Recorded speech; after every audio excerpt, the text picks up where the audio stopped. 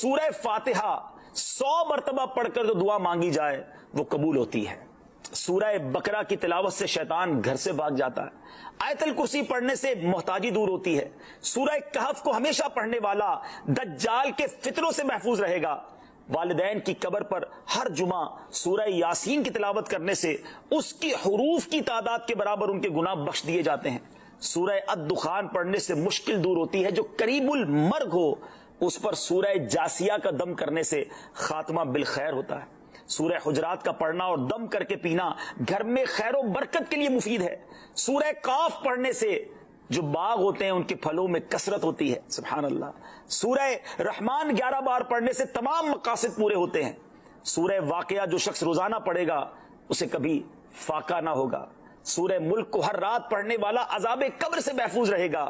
سورہ مزمل کو 11 بار پڑھنے سے ہر مشکل آسان ہو جاتی ہے۔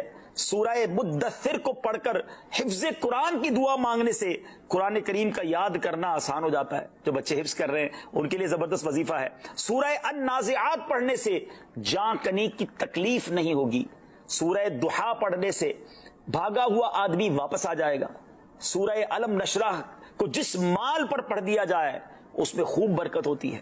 سورہ تین و تین والزیتون جو ہے 3 مرتبہ پڑھنے سے اخلاق و کردار بہتر ہوتے ہیں۔ سورہ علق میں جوڑوں کے درد کا علاج ہے۔ سورہ قدر جو صبح و شام پڑھے اللہ عز و جل اس کی عزت بڑھا دے گا۔ سورہ بینہ برس اور یرکان کا علاج ہے۔ جس آدمی یا جانور کو نظر لگی ہو اس پر سورہ عادیات کا دم مفید ہے۔ سورہ قارعہ پڑھنے سے بلاؤں سے حفاظت رہتی ہے۔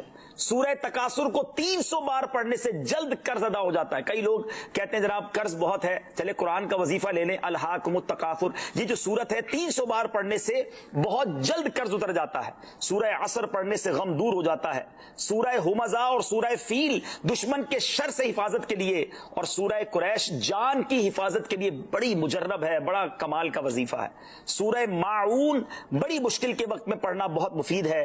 سورہ کوثر کی تلاوت سے بے اولاد صاحب اولاد ہو جاتا ہے۔ کئی بے اولاد بھی وظائف مانگ رہے ہوتے ہیں۔ سورہ کافرون 1/4 قرآن کے برابر ہے۔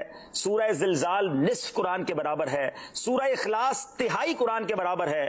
اور سورہ فلق اور سورہ ناس سے جن اور شیطان اور حاسدوں کے شر سے حفاظت رہتی ہے۔ پھر کیوں نہ ہم قرآن سے دوستی کر لیں، کیوں نہ قرآن کو اپنا ورد بنا لیں۔